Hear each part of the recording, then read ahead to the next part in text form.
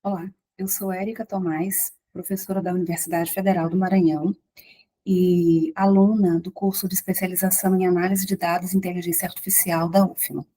Hoje nós vamos conversar rapidamente sobre o uso da inteligência artificial na análise de dados em educação como um campo fértil de possibilidades.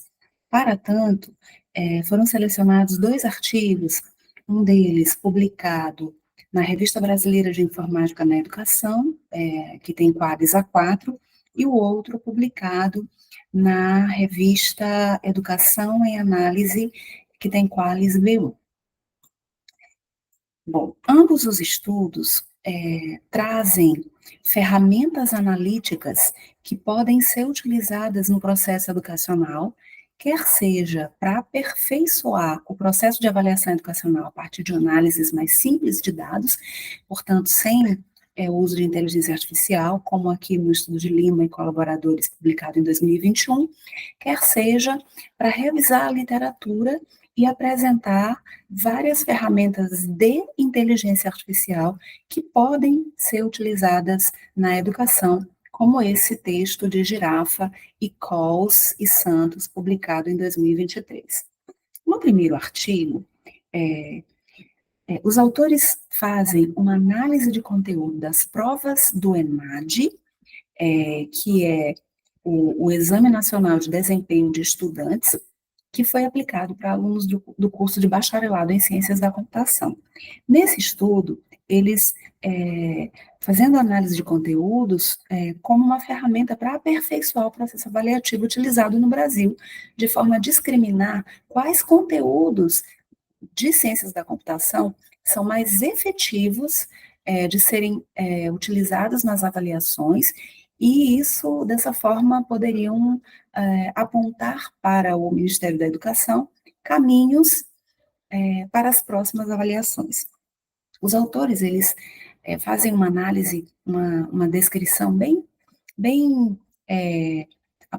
né, descrevem com bastante detalhes as etapas metodológicas do estudo. Dividem o método do estudo em três momentos, três etapas. Uma etapa inicial, em que eles fazem a identificação e catalogação das informações, né, então eles fazem o download dos dados, dos relatórios, dos dados mais descritivos mesmo, das questões das provas, dos relatórios mais gerais. Fazem a identificação e seleção das questões e catalogam cada uma das questões em 11 temas, tanto utilizando dados fornecidos pelo próprio Ministério da Educação, ou então utilizando experts no tema.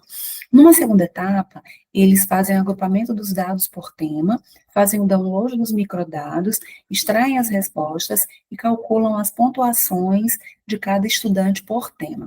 E, por fim, na terceira etapa, eles fazem análises descritivas dos dados, apresentando frequências absolutas e percentuais, médias, medianas, desvios interquartílicos, etc. E ainda análise inferencial, especialmente a análise de correlação de Pearson com alfa de 5%.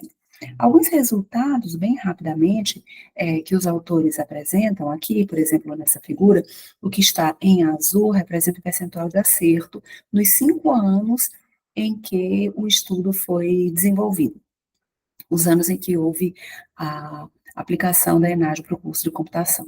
Chama a atenção o fato de que a maior parte dos alunos erram as questões, né? A proporção de erros é sempre maior do que a proporção de acertos. Porém, para os temas de sistemas operacionais, em 2 anos, houve uma proporção de acerto maior ou igual a 50%.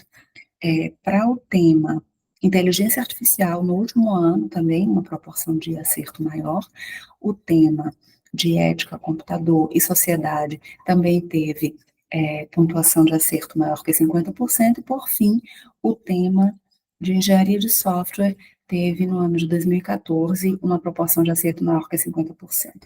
Os autores também apresentam que o tema computação gráfica e processamento de imagem foi aquele considerado, classificado como o mais difícil, né, aquele em que os alunos tiveram menor percentual de acerto, e o tema ética, computador e sociedade foi aquele que teve maior capacidade de discriminar os alunos aprovados, bem-sucedidos no ENAD.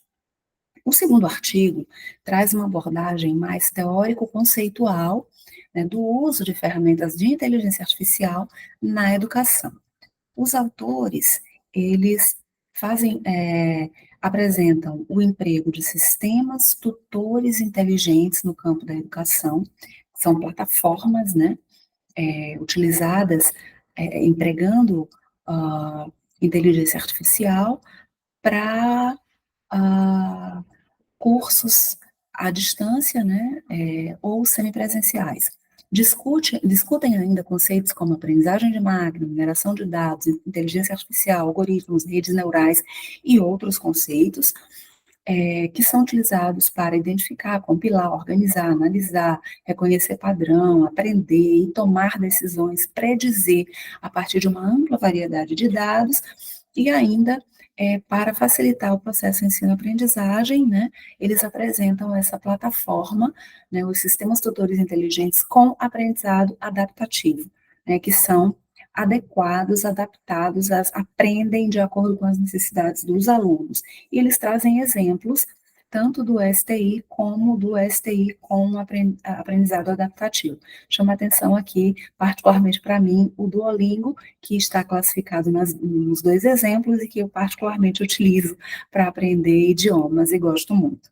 E acho que são estratégias muito adequadas e que facilitam bastante o aprendizado.